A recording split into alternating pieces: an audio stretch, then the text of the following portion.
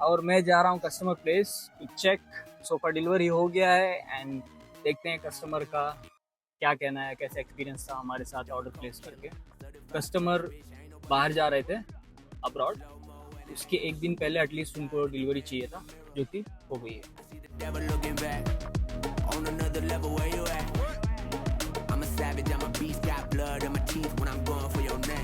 तो कैसे आप मलिक फर्नीचर से इंटीरियर पहुंचे sir?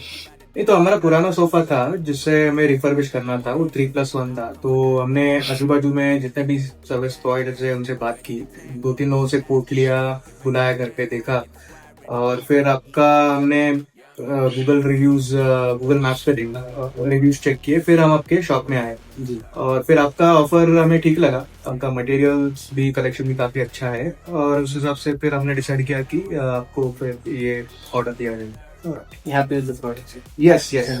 Happy with the product, service, and I hope you'll give service for future periods also. www.malikfurnituresandinterior.com. Place your order now.